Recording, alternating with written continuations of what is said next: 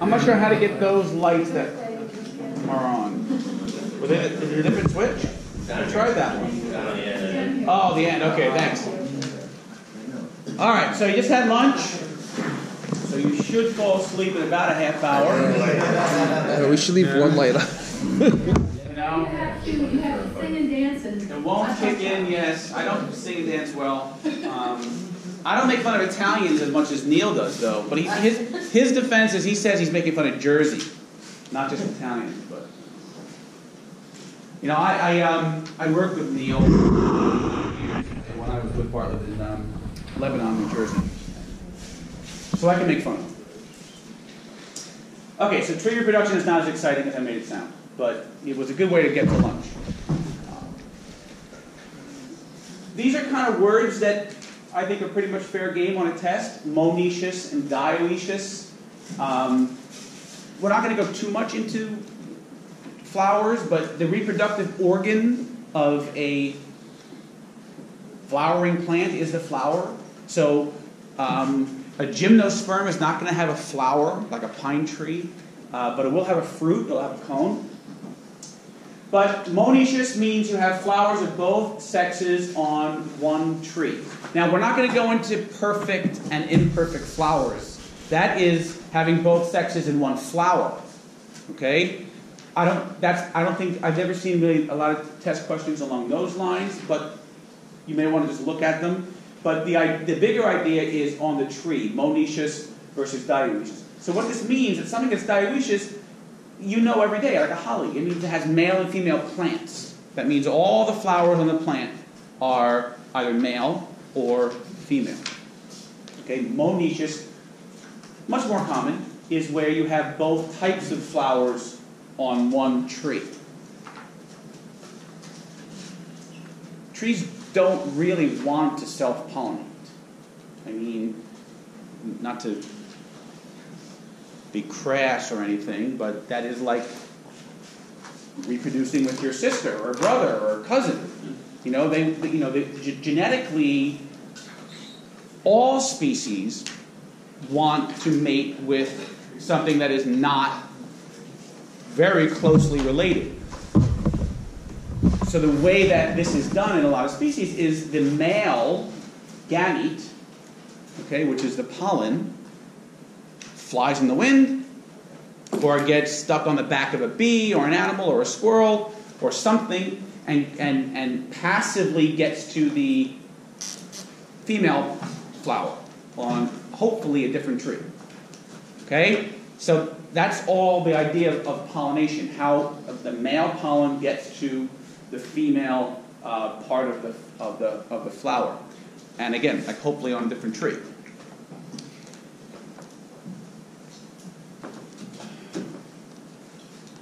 What I want to say about that. It'll come to me. And then, I still haven't thought what I wanted to say, but then after it pollinates, it's going to make the fruit, and then the fruit itself wants to be away from the parent. So this is where it's a little different than thinking of humans. So we as humans want to have our offspring, and we want to take care of them. Hopefully by 18 they do something else, but we want to take care of them and grow them. A plant is growing in its perfect area. It's got its own perfect spot. So it wants its offspring to get to its own perfect spot, not its perfect spot. So if it would drop its fruit right down below it, then that offspring would now be in competition. So elaborate fruits have been developed to get the offspring far away from the parent. So what are some examples? Acorns. Squirrels love acorns. They forget where they bury 90% of them. But they bury them somewhere, and it's away from the mother tree. Okay, so that's one way. Wind. Those are the helicopter things. They don't just fall to the ground. They spin around like on maples. Okay, and so they get away from the parent tree. Burrs, will get stuck on a deer as it goes through, and the deer will drop it somewhere else.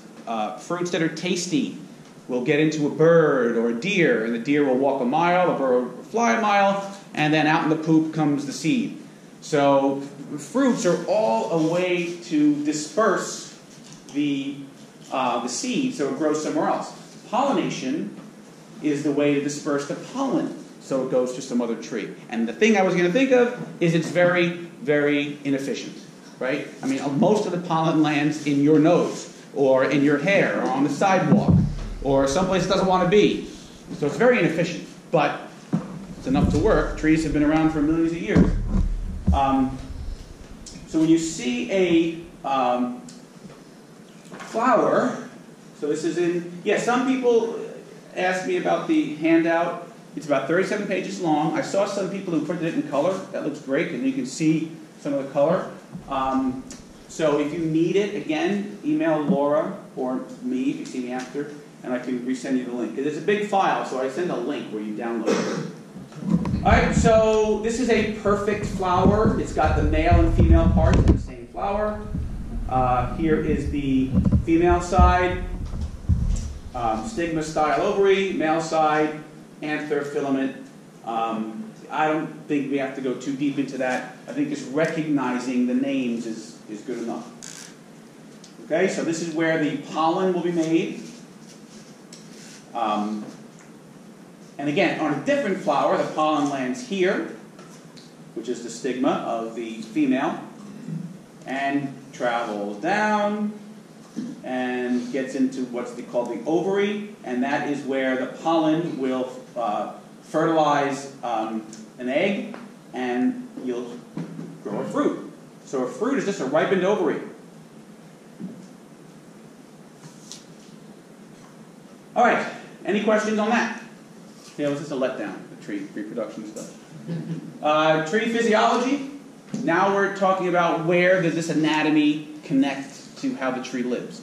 And so this could go a little quicker because there's only 3 or 4 main processes we want to look at. The big one being photosynthesis. Okay, but this is where now we're going to talk about where the anatomy makes a difference in how the tree lives and how you, as an arborist, or the environment, can impact the anatomy. And then if it impacts the anatomy, it impacts the physiology. The next few slides I kind of cut out of here. They're in the handout. They just go over these life function definitions. So I'm going to skip right to the nutrition one. This is how a tree obtains food. And the big one here is photosynthesis. So please, I'm sure if you have a question, someone else does. I will try and limit or tell you what the important parts here to know, but I'll go into as much depth as you want. So the basic idea is to recognize the equation. I've never seen a test give you 2 different answers where the coefficients are changed. Like this is a 1, that's a 12. I don't think that they make the test that tricky.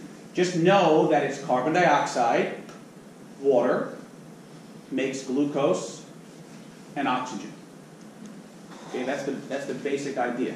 This is a balanced equation, so that is the correct balanced equation. But again, I don't think you're going to be asked a test question where it's the same thing, but this one number changed. Just recognize carbon dioxide, water, glucose, and oxygen. Okay? How does it all work?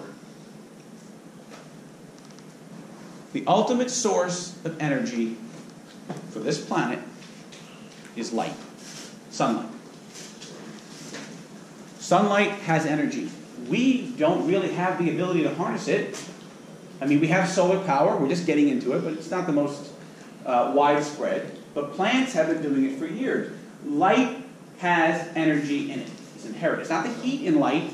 The sun is hot. It's wonderful. But it's the light. It's the wavelength. The light is wavelengths going back and forth. Okay?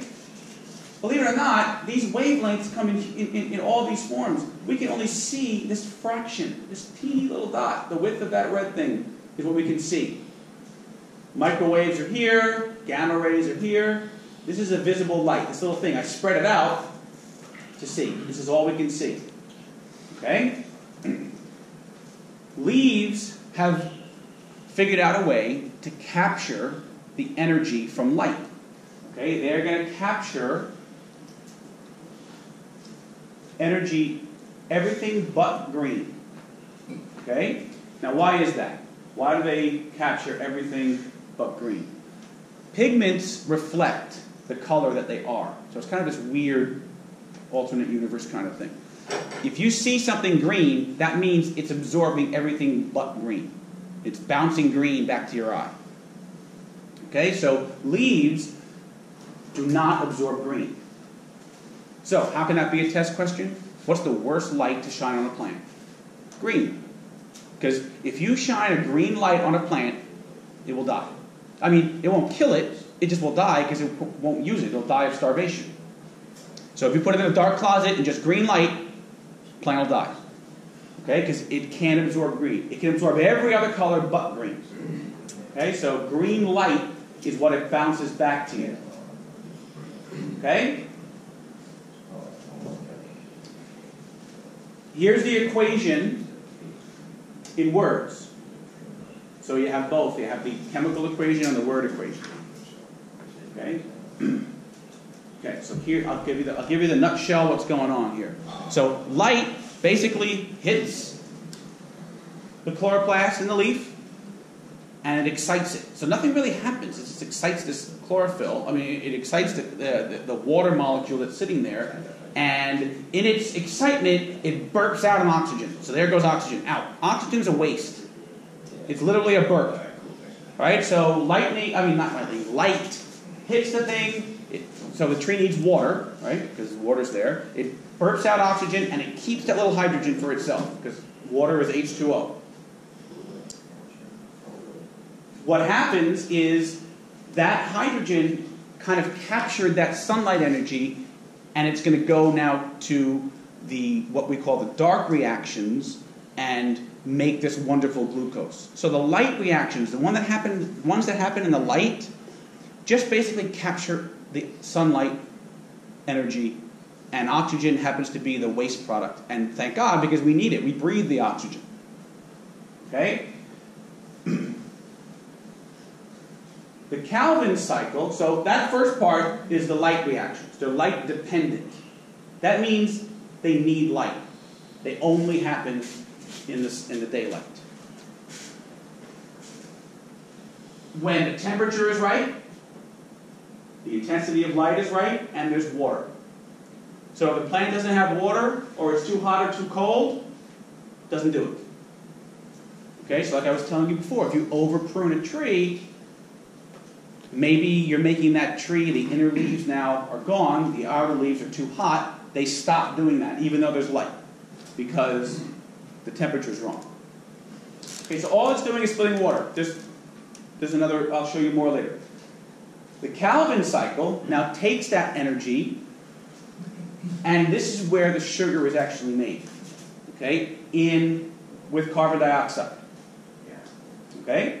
So carbon dioxide happens to be in the air, the leaf takes it in the chloroplast it does its magic with the energy, and you make glucose. Okay? So here is a representative diagram of just that. Notice, photosynthesis is not that simple straight equation.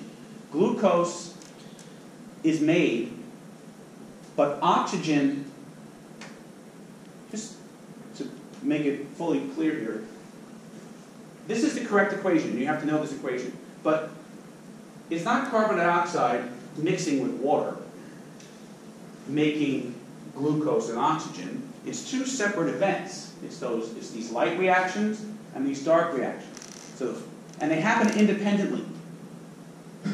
Okay? So water happens to be in the tree. So if someone asked about those spaces, so water's in there, then it filters into the chloroplast. Light hits it. Oxygen comes out. The energy goes to this Calvin cycle. Okay? You don't have to memorize this NADP stuff. But this energy goes to the Calvin cycle, where carbon dioxide comes in the leaf, and sugar comes out. Okay, so they're kind of two separate reactions that happen independently of each other. This one, the Calvin cycle, dark reactions, light is not required. So it can be happening right now, but it also happens at night. The light reactions only happen when there's light. Okay, this can happen either time, the dark reaction. So again, we talked about lion's tailing. That's just a reinforcement why you can reduce photosynthesis here by over pruning. Okay? We did that. I showed you that one already. Pruning. Again, if you know, this is not a hard and fast rule, 25%. I mean, you always have to go with safety first. I mean, if the tree has issues, you have to decide whether it needs to be pruned more than 25% for safety. You don't want to leave a limb that's decayed on a tree that can fall on a play set. So that's when your judgment as an arborist comes in. But we try and keep it to around 25% of the tree, of the foliage, because if you take too much, the tree can't do photosynthesis as effectively, because it has too few leaves. Okay? Photosynthesis. Any questions on photosynthesis? I mean, the big parts are kind of the reaction and kind of what's needed. Yeah? Like trees that are under heavy lights at night, even, there's sound. Oh, that's a good question. What are you thinking? Because they're under heavy lights, they never do the dark reactions? I'm wondering. Yeah. I don't know. They'll still do the dark reactions, but under lights at night is still not good because trees do need time off. And we're going to talk about it with this one a little more. And if it's constantly doing photosynthesis, it's overusing energy. It never gets a rest. So that's a good point. And one more on top Yep. of that was the green light reflecting. Well, there's a lot of trees with purple foliage and such. So that's just a reflection of Purple. All right. So it doesn't have to be green light to absorb. Well, that's a good question. So, and we'll jump off here, but this is important. So the first thing I'm going to say is if a tree is not green, meaning a purple leaf beech, crimson king maple, plum, it is inherently weaker than its green variety. It just is. It's a weaker it's a weaker tree. Not a weaker species, it's the same species. Now, when I say weaker, I don't mean it's going to die, but it's inherently weaker because the best lights it's not using. Okay? So that's just a biology thing. That's not really an arborist thing. I mean, I guess it is if a tree needs some TLC, but that's just so you know the importance of pigments. Right. Trees will absorb all those other pigments, and we're not really going to do fall color, but I can answer questions on fall color. All those pigments are in the leaf also. It's just there's so much chlorophyll. And for a tree to be purple, it doesn't have the same amount of chlorophyll as a tree that's fully green. Okay, so the green represents tons and tons and tons of chlorophyll, and having tons and tons and tons of chlorophyll, think of money. It's like green money, right? So a purple plant is not, I'm not saying don't buy them, they're great to have in your yard, but just its sibling who happens to be all green has more chlorophyll and then is inherently stronger, or can do more photosynthesis. Does that answer? Yeah. So all those pigments are in there, and the fall color is when the chlorophyll breaks down, those other colors are shown. Because they're always there, they just were masked because the chlorophyll is so dominant. All right, so respiration. This is not breathing. I mean, breathing, for humans, we have respiration, but plants don't have lungs. Cellular respiration is how even you, everyone in this room, cells make energy. Okay, so we make energy in the form of ATP by this process called cell respiration. Here's the equation. Those 3 steps, I don't need to show you. I mean, they're in your handout. You want to look at them, but I don't think that the CTE test is going to go over the 3 steps. But they will want you to know the equation. Now, here's the beauty of this equation. Who memorized photosynthesis already? If you did, this is just the reverse. It's the same exact equation the other way. So it has water and CO2 on this side, and oxygen and glucose on that side. Okay, so the beauty is it's one set of reactants and products, just photosynthesis is one way and respiration is the other. Okay? Where does this happen? This happens in every single one of your cells, all the time, every single plant cell, in a structure called the mitochondria. I don't know if that word's going to be on your test, but that's just like a chloroplast. It's the place where the mitochondria is the place where respiration happens. So you have mitochondria in your cells, you don't have chloroplast. Trees have both. So all living things do respiration. Okay, your question about trees never getting a break kind of goes here. There's a balance here. Now this chart may not be so intuitive, but there's a chart here that says if respiration starts to exceed photosynthesis, growth stops. I mean, it's as simple as if you spend more than you make, you stop. You can't spend anymore. All right, so the making is photosynthesis. The using is respiration.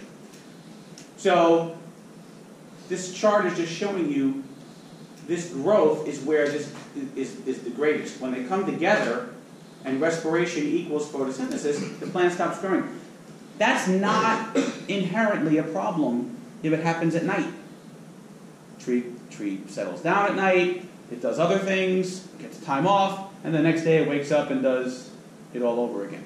So if the tree never got a chance at night to rest, so to speak, it could get into some sort of a energy debt problem. But it's not just lights at night. What else could be a problem at night? Heat. If we have hot nights, so trees, we talk about trees that are moving because of climate change. Right? Species are changing, their range is changing because of climate change. It's not just the daytime temperature, it's the nighttime temperature. The photosynthesis, if it's hot at night, the tree has to do respiration to keep going.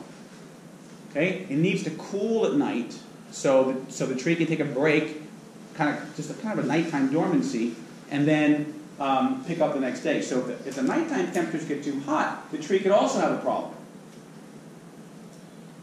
Okay? And you get some symptoms of wilting, browning. Okay, so there's drought issues.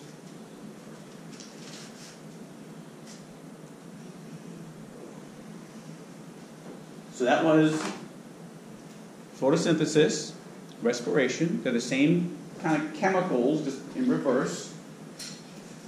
The other big one is in physiology is transpiration. This is water loss through the leaves. So remember we talked about those stomata. So trees want to lose, well, first of all, they want holes in their leaves because oxygen has to get out and carbon dioxide has to get in. Water has to get out. Sometimes, some species, water can get in, so it has to have those holes. Now, if it's a hot, dry, windy day, you don't want tons of water leaving. So those stomates close, and the tree kind of keeps its water.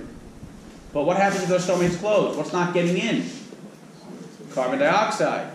So the tree said, okay, photosynthesis is off for the next hour because my stomates are closed. Now it's 2 hours, 3 hours, 4 hours because it's a hot day. The tree's not doing photosynthesis for a while.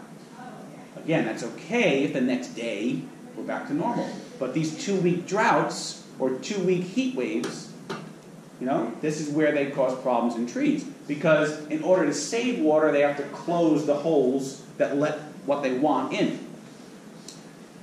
The other important part of transpiration is this idea of how water gets up a tree. So water clinging to itself, just like in a straw. You could hold the top of the straw, put it in your soda, pick it up, and it will stay. And then you let it go, it'll scoot out. Right? So water sticks to itself. That's called cohesion. So just forget the chicken and the egg, like how the first one got there. Just assume there's a column of water. Okay? If you remove one from the top, you suck in one from the bottom. Remove another from the top, suck another from the bottom. So you get this chain of water, that this is how water gets pulled into a tree. So I made a big deal before about water passively getting in with osmosis, but this is a way that trees can actively get it in. But that takes energy. All right, so again, we're using energy, and when you use energy, the tree can get tired or energy dead. So this idea of transpiration is how water gets up a tree.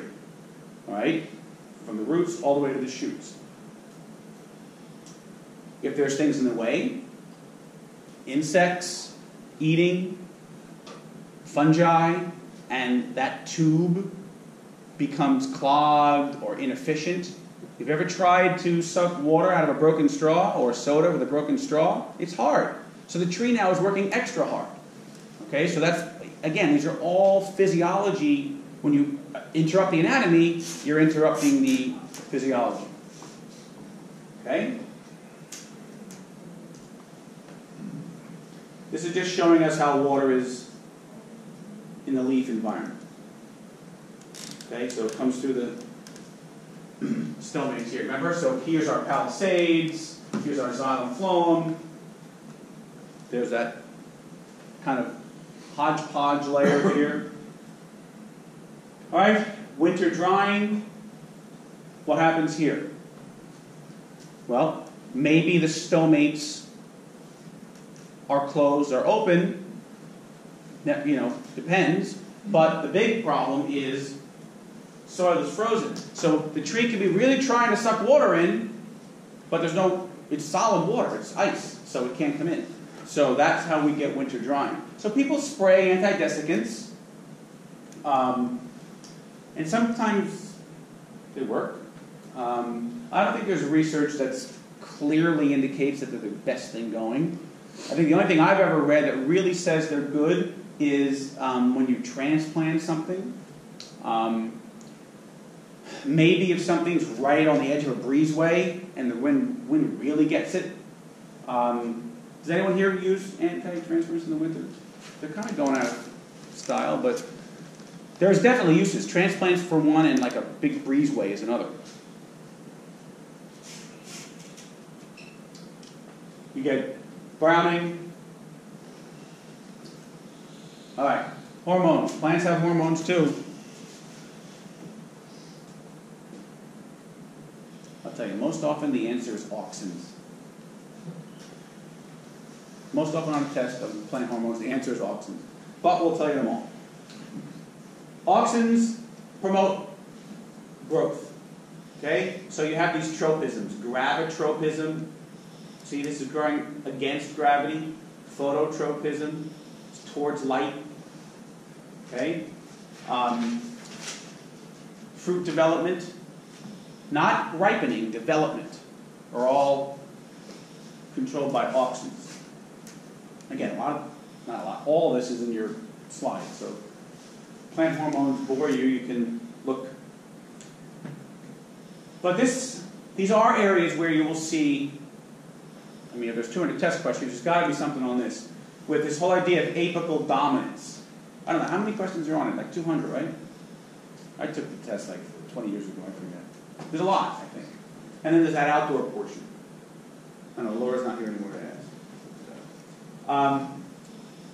But it's important, this whole idea of apical dominance. Let me show you what's happening here. So if the hormone auxin moves downward, it is going to inhibit these side buds. So if anyone has ever pruned the top off of a small white pine, or a white pine weevil has gotten the top, it gets bushier, right? That is, you've taken that top off, you've stopped apical dominance, and now those laterals say, I'm free, I can do whatever I want now because the leader is gone. Some people do that purposely, and that's okay. So the best time of the year to prune white pines for that bushy was about 3 weeks ago. Okay, now is, I guess, still kind of good, but 3 weeks ago, that was right when all this was happening. This flush of growth, hormone was moving down, energy was moving up, and now when you cut that top off, the sides took over. Okay, so that is apical dominance is caused by auxins. Okay?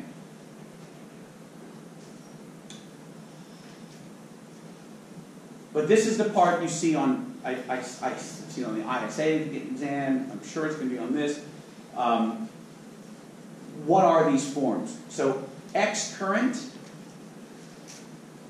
is this strong apical dominance. You can see how this is strong because it keeps going up. This guy is the leader every year was suppressing the sides, so it went up, but the sides never got higher than it really. It went up and the sides, and up and the sides. So that's a strong apical dominance. This one, it's all over the place. Okay? There's no central strong leader. Think of elms, right? American elms. We don't see many anymore, unfortunately, but they have that beautiful vase shape. Okay? So this is strong apical dominance. This is weak apical dominance. I think that is important test-wise. X current and D current. So all those words are there for you. Strong apical dominance, X current, weak apical dominance, and D current. And it has to do with auxins. What happens when you top a tree? You have taken over even trees that have a D current form. If you take away that top bud, I mean, even the weak D current forms have some apical dominance, it's just not strong. Okay? You take away that thing, these sprouts just go haywire. They just go nuts because now they're wide open to grow. And so that's why you get this suckering after toppering. Because, I mean, I know we all see this, and I know we can describe what happens after you top, but physiologically, what's happening is you've taken away auxins from that apical terminal bud, and now the laterals, it's free and fancy to do what they want. And they grow. Okay? Beautiful pruning. Now, this wouldn't be so bad if you wanted a pollarded tree and it was down here. Okay? So the problem is, here is, you're really hurting this big mature tree that didn't really live its life learning how to be like this. And two, these things are now missiles for snow and wind to just whip them into this building. They're going to be like little missiles. So again, if it was down here, 20 feet, that's just called pollarding. And that's acceptable practice. I mean, I don't think you should pollard everything, but pollarding is done every year when the tree is little, and so the tree has learned to live with it. When it, when it was this big, he did. I'm not saying cut this tree down to this size. I'm saying when the tree was this big, to keep it pollarded. So you could pollard, but so that is using physiology to your advantage. If you want a pollarded tree, that's why you do it. Any questions so far? Have the ham sandwiches kicked in? Okay. The only thing good is, we put some diuretics in the soda, so you'll be waking up to go to the bathroom. All right, so topping. Like I say, these are like missiles, and if these get snow or ice, they just come crashing down on things. Gibberellins, cytokinins, and, well, I want to go back one. Gibberellins and cytokinins, I never really see on test questions, but I hate if we did this here. So just kind of know their basic idea. Stem elongation and cell division. Like you have these in you, cytokinins. That's how your cells divide also. But I never really see questions on that. This one, so it's auxins and then this guy, abscisic acid. Because where do we hear that? We heard that way back when the stomates closed. So potassium is involved here. So I guess there's one thing you're going to leave here with is potassium is important, and it helps stomates close. Abscisic acid is big for that. Seed dormancy, not the same as the next thing I'm going to show you, which is ethylene, which is fruit ripening. So people spray apples to promote ripening sometimes. Or they'll spray something to delay ripening that inhibits ethylene. And so have you ever put a banana in a bag? It ripens faster? You ever see that? Right? Because that gas is being kept in the bag. Because ethylene is not naturally given off of any fruit. But if you put it in a bag, that gas is being captured. And so it keeps working as opposed to going off into the air. Okay? Back to what this pruning cuts with a root tab. There's been a lot of work on hazard trees. Anyone here like track certified? You know that tree risk assessment? It's an area of arboriculture I have not studied. It became huge about 5 years ago. So some of this in practice may be in flux. It's certainly not going to be in flux for an exam because it's not, I'm not saying it's wrong, but with all this new tree risk stuff, some of this data may be a little different. And the idea that I always tell people is I don't want to cut a tree root anything closer, if I can't, 5 times the diameter of the tree. Usually 5 times away, that diameter distance, so whatever that diameter is, 5 is dependent on it, is where you start to get your tension roots as opposed to your buttress roots. Okay? So these guys are important. I'm not saying they're not important, but they do a little more pulling and holding on to soil than holding the tree up. Okay? So I always go by at 5 times the DBH rule. When you get to 3 times, you're in territory of these compression roots and these buttress holding roots. Okay? So if it's a 12-inch caliber tree, you take it 5 feet. 12 times 5 is 6, yeah. Yeah. Well, yeah, you did that faster than me, because 12 is 1 foot. See? I got it. Took me that minute. Now again, this is where, that thing I was saying before, your experience as an arborist, the species, the relationship with the client, and all of these things, you know, I can't think of the not the worst, but the things when I was seeing clients on a daily basis that I would hate to see, or hate to come into, is almost an incorrectable problem. 75-foot oak tree, and I want a new patio, and I'm cutting it right here. Tell me how to do it. I mean, there's no answer to that. You know, there's no answer to that. Things that you know clients for 10, 15 years, and you can counsel them on how to best use what they have in even their, you know, their future plans. Oh yeah, you know, we just had a kid and we're thinking of expanding the house, but you know, maybe 3-4 years from now.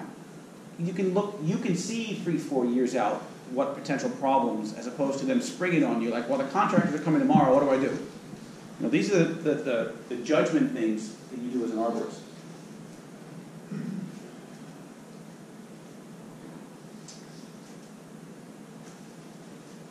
We're at coated. Who knows coated? All right. So, compartmentalization of decay in trees is coated. It's not that tricky, but it's one of those things that seems difficult to kind of read in a book, and it's kind of easy to get explained, and hopefully you pick it up. But I think coated is fair game. And like I was telling you before, these little boxes just kind of open themselves up to kind of keeping fungi, you know, walled off, so to speak. So the idea is trees heal. I'm sorry, they don't heal, they seal. Okay, so you heal a wound. You know, if you cut yourself, depending if it's not a huge cut, you'll get a little scab. Hopefully that scab goes away, and you can hardly ever tell. So you heal yourself. Trees don't. They will seal off an area. So imagine having every cut you ever had in your body still with you, just kind of sealed off. That's what a tree does. Okay, and its growth is how it does this. Okay, so I don't know, oh, my end's over here. I don't know how that happened, but that end should be there. And we're going to go over what happens here. So this whole idea of coated has to do with 4 walls. And 3 of them are there at the time of the wound. And the 4th one is made after wounding. Okay, so right at the time of the wound, the tree is going to do 3 things. It's going to do a 4th thing, but the 4th thing happens after. So here are our walls. 1 you can't see because 1's up and down. And then there's 2, 3, and 4. So here's 1. Goes up and down. So how is this going to work?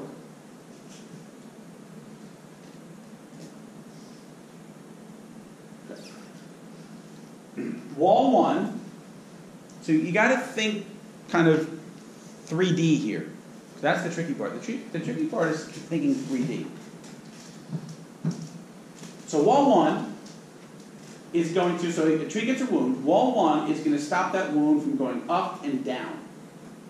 Okay, so, think of any sort of a 3D thing, like this, right? So there's a wound, like right here is the outside of the tree, gets in there, and there's a wall is going to be there and there to stop it from going up and down. Okay, so this wall is a chemical wall. It's a chemical wall. It's very weak. It's not a very strong wall. Hence, what I was telling you before, why you see trees with a hollow middle. Because wall 1 just is gone 10 years later, 5 years later, and the tree is hollow that whole length. Okay? Wall 2 inhibits inward. Think about it. That's the least important area for a tree. I mean, every area is important, but we've been talking before, that's mostly dead stuff, right? It's deactivated xylem, we said. So if you're going to let something go, inward is probably all right. Then you have these ray cells, wall 3, that inhibits decay going around the stem. Okay? That all happens at the time of wounding. Wall 4 is by far the strongest. That's made by the cambium, so it is stopping everything from moving out.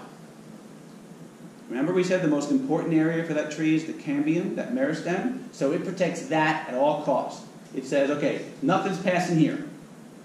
You can go up, you can go down, I'll still fight it, you can go in, but you're not coming out any further. Okay, so that wall spreads the decay out. And that's made by the living cambium. This is what I mean by being able to see in 3D. So here's wall 1, it's an up and down wall. Here's 2, going in. 3 is like a wall going around. And 4 isn't here yet, because 4 has to be made. Again, all these slides are for you to see. This is going to... I want to go back and do more. I have another coating. I just don't know how much of this I want to do on this.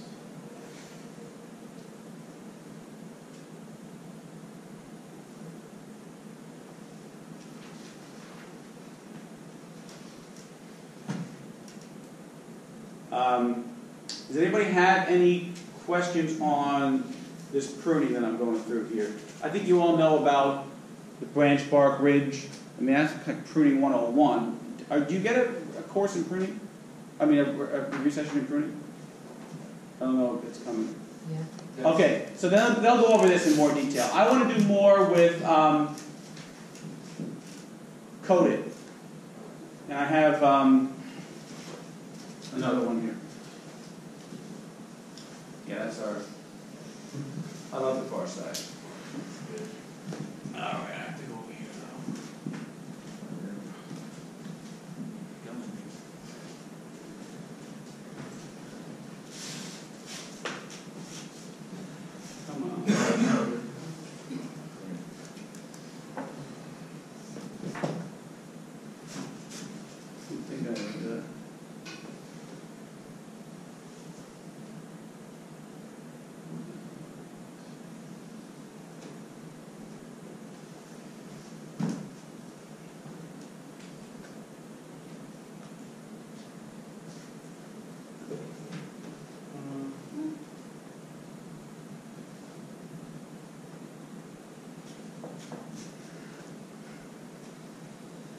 Here we go. Oh, it took me this long to get to this. So here's code. All right.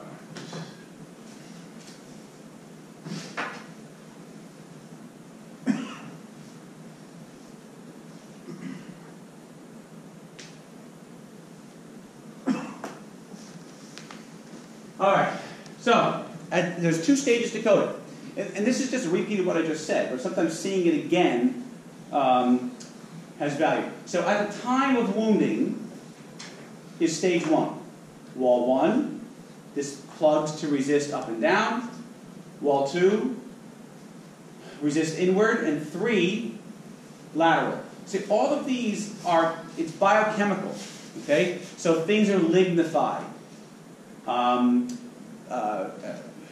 Polyphenols and these compounds that the plant can make are all thrown in there, and they are toxic to fungi, and they gum up the works, and they get the fungi to reduce it from spreading. Costs energy, right? So for a tree to do this, it takes energy. After wounding, that means you stick a tree spike you climb a tree with a tree spike. After wounding, you get this barrier zone. It's produced by the cambium, and it stops everything from moving out. Okay? So here again on the fall wall, I just showed you that same slide. Okay? Wall 1 is the weakest. Wall 2, inward. Wall 3, this is the strongest one at the time of wounding. Discontinuous, as opposed to the other ones being totally continuous. Discontinuous just means they're all not equal in length. The cells have different length sizes. So discontinuous doesn't mean it doesn't have a full wall. It just means they're all different size. And then 4, this is where the cambium begins to form the new wall. It's both anatomical, so it's a physical barrier, but also a strong chemical barrier. And this is where the tree stops the decay from spreading outward, and it's like a whole new tree, right? Because as long as the tree is 10 years old, and its inner 5 years have rotted in, its outer 5 and the next 10 of its life, it's a new tree growing over the old one. And so as long as it can keep it from spreading out, the tree is okay.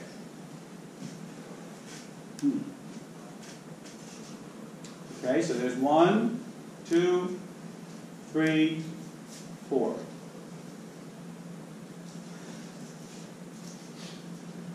Right. It's kind of the same idea. Does anyone have? Anyone have any questions about that? I mean, coded isn't that tricky as long as you can get your mind wrapped around a 3D sort of picture of it. With the jelly, sticky stuff that comes out of cherry trees, like a choke cherry, was that step 2? So that stuff that comes out, that's called the kind of gummosis. Yeah, that is very similar. It's not really one of the steps. Well, I guess maybe it's not really one of the steps, but it's the same chemical process. And so it is gumming up purposefully so insects can't get in. So it's a real hard gum. Right? Yeah, it's really hard. Protection system. Yep. So that's more like an insect defense mechanism. Now, some trees are horrible at coating. I mean, so you guys think of trees. What trees do you think, just by knowing trees, like I never ask a question I don't think you can figure out. So you do have in your head the answer to this question. Norway maples. Norway, what else?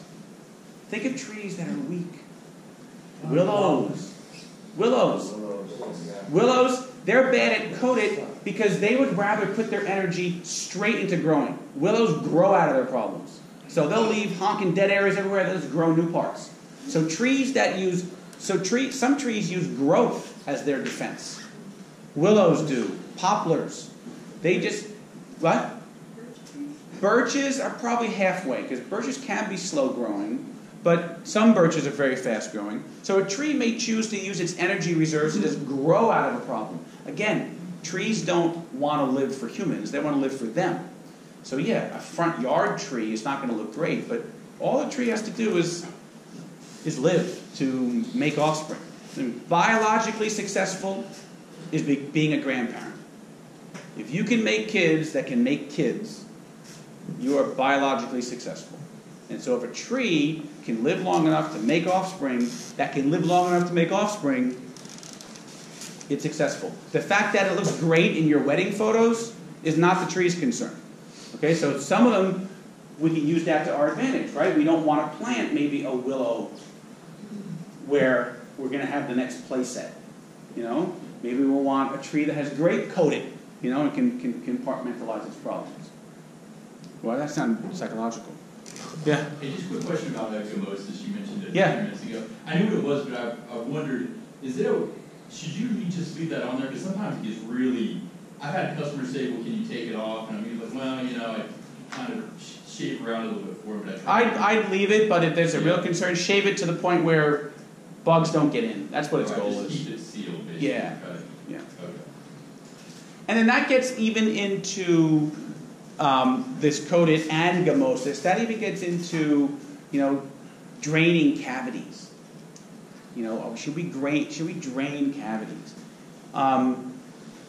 You know, and every answer in arboriculture is going to be kind of like people like a vet.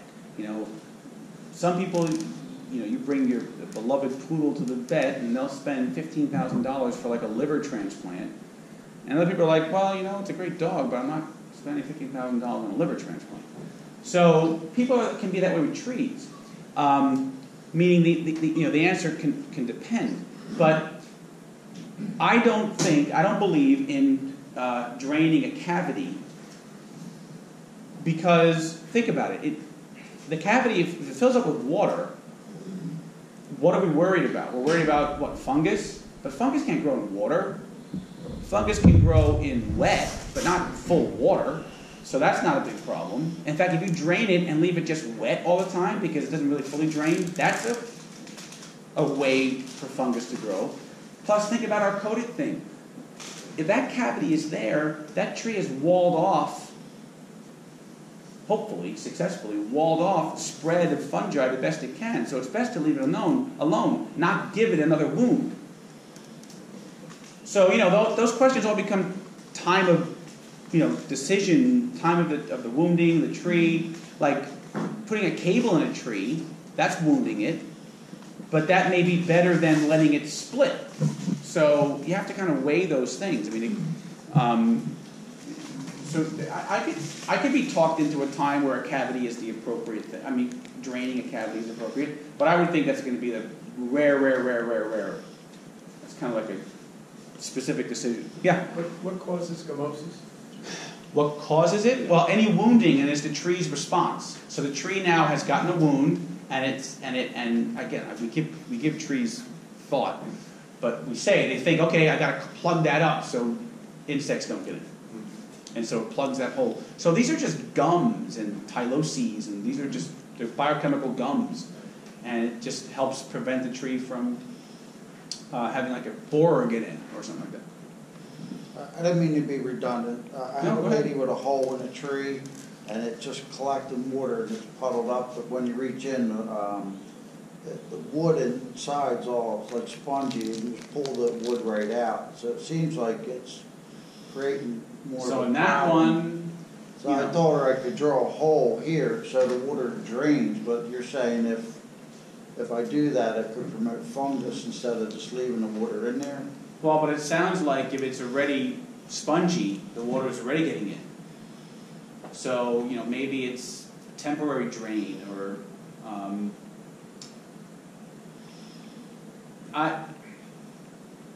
it goes back to like the carpenter ant thing. I mean, if the thing is decaying already, there's not much you're going to do, except what I would do.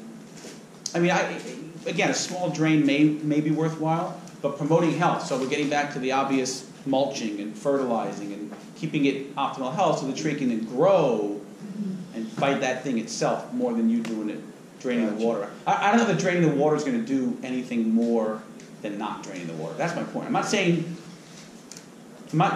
draining the water could hurt because you're adding a wound, but I don't think it's going to help what people think it's going to help. Because Well, it's still wet. Yeah. Yeah, their bigger problem is their yard's all dirt. Yeah. I think we're close, but I have time if people have questions or they want to stretch their leg. In terms of emails, you can ask Laura, and she can get that handout to you. Or if you have a question for me, I mean, you can ask her. You can give her my email. Because I never know who's in the class. They send you my email. I go through her. Okay, anything else? Any questions?